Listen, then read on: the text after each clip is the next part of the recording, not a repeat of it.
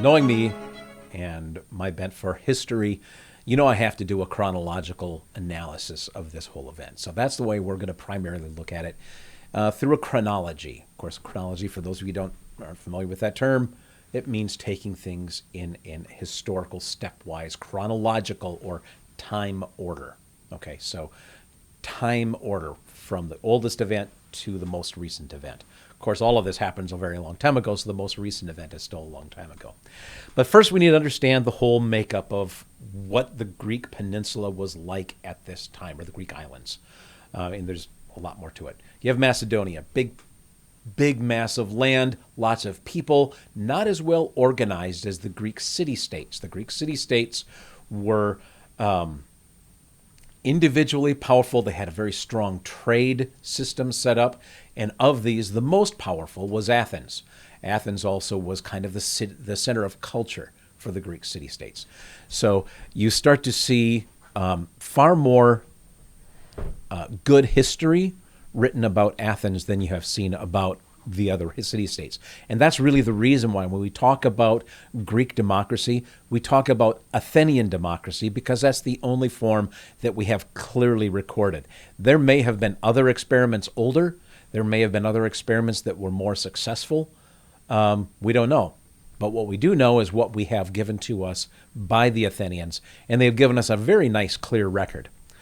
So from the beginning, when they had kings, kings, again, are usually hereditary. Occasionally, kings are chosen, or at least a first king is chosen. If you look into ancient history, such as Saul being chosen to be the king by the people, basically because he was tall, in spite of the fact that he was hiding in a dung heap when they finally caught up with him. It's not an interesting story. Anyway, we don't know anything about the kings of ancient Greece, but what we do know is by the time we start to get the written record, they have adopted something called archons, where we talked about arch meaning ruler or to rule. Of course, the word also means first. It also means oldest. So you can kind of get the idea that maybe the archon was one of the older, if not the oldest person in the area, maybe the person who is the first in their system of recognizing aristocracy. So the first among peers, if you will. But we know that it's ruler. It also is used to mean to rule.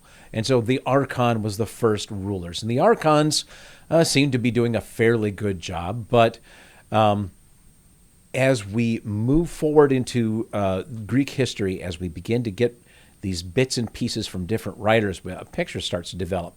And that is the people begin to assert more and more interest in self-rule.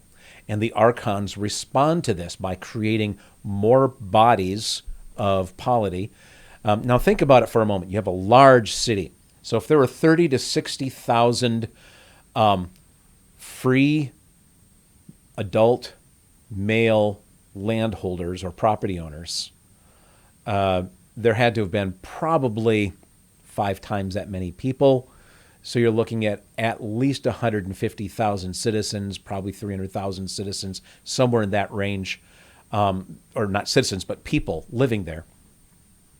It takes some sophistication just to manage things. You've got to manage water issues, sewage issues, garbage.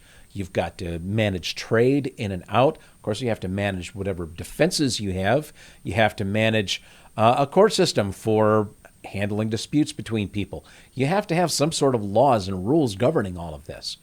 So the archon himself, one guy, just can't take care of 300,000 people. So he has more and more assistants, which we typically refer to as magistrates.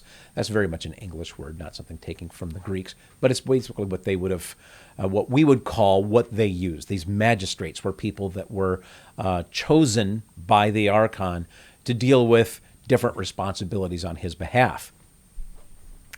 Okay, the Greeks developed this archon system until they had 3 archons. So you had the archon eponymous, E-P-O-N, E-P-O-N-Y-M-O-S, eponymous. Okay. Eponymous literally means named after. Okay, so he is like, He is the archon from whom we get the term. This is literally what it means when you call him the archon eponymous. Okay, so he was the chief guy. He was the premier. He was the top archon of the three. The second archon was called the polemarch, and the polemarch headed the armed forces. He was just basically the chief of security. You might think of him as the Secretary of Defense. That was sort of his job. And as the Secretary of Defense, he has all authority over defense, but he still answers to the archon eponymous, or just typically just referred to as the archon. And then the third one is the archon Basilius. The archon Basilius was in charge of all the other stuff. He took care of the trash and the water and the day-to-day dealings of the people, the little court things, and that way the archon proper, eponymous, was able to kind of give his guidance and leadership to the other two and just sort of oversee everything. Okay, they were chosen every 10 years, as I mentioned, from the very top of society, by the very top of society. So it wasn't a democratic system, not in any way that we would consider democratic today, but nonetheless, they were chosen and not in that term by birth, and it was for a specific number of years, 10 years. So we're starting to see the first trappings of leadership over a state that is not handed down generationally, king to his son, and so on. Okay. The laws, now you have a large group of people like this, you have to have laws. And the laws were oral. There was no written law initially. So all of the law was oral, and because it was oral, it was not consistent. Different people would remember it differently. Different people would interpret it differently. Different people would simply say it differently because it was all oral tradition. And you remember we talked about the 4 tribes. Well, the 4 tribes would each have slightly distinct ways that they would interpret the laws. And one of the main features of the law was something called the blood law. And the blood law was very, very simple. If you kill someone, no matter how accidental it was, that person's family had the right to take your life as well. So that was blood law. And there were other elements to the blood law as well. But it was basically the one part of all of the oral tradition that was kind of almost written in stone, so to speak. Everybody understood blood law, even at times when it didn't make sense, even at times when they hated having to carry it out. It was the one law that was really consistent. All of this created problems among the people. You have these 4 different tribes living in one city, 300,000 people, 2 to 300. And the archon, in his wisdom at one point, says, we need a guy who is smart, who is informed, and who can codify or write down all of these traditions, all of these oral laws that govern our people, because we need them to be consistent. We need them to be the same in this part of the city as they are in this part of the city. They need them to be the same for every person. Well, sort of. You still had those class distinctions, and persons of different classes had slightly different rights, and we'll get to that in a moment.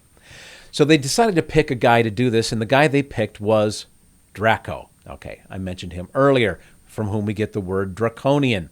Well, Draconian law was indeed very severe, very unforgiving, very strict. He simply said, if this happens, this is the result. The biggest problem people had with that Draconian system is that he had, for almost every offense, one solution, and that was to kill the offender. So, if you stole a cabbage, the result was death. If you killed your neighbor, the result was death. If you stole a coin, the result was death. Not a very good system if you're, a regular person and you just kind of get caught up in stuff. And sometimes people get falsely accused. We all know this. So Draco was imperfect in that he was very severe, and that didn't necessarily sit well with all the people. This consistency, though, was very important to all of them. In order to attain that, the other thing that the archons did was to gather up 400 people. Now, they chose them by lot, which is basically like rolling dice. They chose them by lot, but these were 400 people who were then to sit as a council and decide court cases. That was their full-time job. Now, if you look at the chart that I've included and some other things, this is where things start to get a little confusing. The Council of the 400, oh, we're talking about the Boule. Well, actually, we kind of are, the Boule.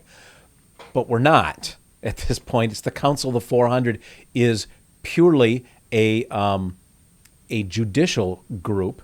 So it's more like those, the Helias, okay? It's more like those guys, but it's kind of a new thing. So it's not really firmly written in stone yet how it works. But these are the people whose job it is to make sure that the draconian laws are being administered equally. Again, equally. What do we mean when we say equally? Is it really equal? Well, no. If you are a man of lower nobility and you owe money to a man who is not of the nobility, the draconian law says that you have to set up a repayment system. Well, that seems reasonable. If you are a man who is not of the nobility and you owe money to a member of the lower nobility, so in other words, one little step higher on the social rung, then he makes you his slave. You become his slave. Well, that's not exactly equitable, is it? In fact, there were a lot of examples of how the class affected the rule. So if you did something to someone of a lower class, you would get a lesser charge than if you did something to someone of a higher class. So the Draconian law, while it was set up to be consistent, it was not consistent across classes. It was consistent across the geography of Athens, but not across the classes. So one last thing about the Draconian law, really two last things. One, he made a change to the law and brought into prominence the idea of intent. This was really important because it had the power to overturn their most fundamental law, which was the blood law. So if someone was killed by accident, in other words, if you've got an ox cart and you accidentally run over somebody, you didn't necessarily have to be put to death. You were exiled, which is not a good thing, but at least you weren't put to death. So it had that change for intent. However, that made for kind of a strange thing too. Somebody could do something very drastic and claim no intent, where somebody who did something as small as stealing a coin would have to be executed. So it created a strange sort of imbalance within what was supposed to be a more balanced system. But the important part is that it recognized intent in the law. And that is actually a founding thing which becomes important in all of the laws to follow. All right, so that is Draco, and that brings us into a whole new area. That's Solon, and we'll talk about him next.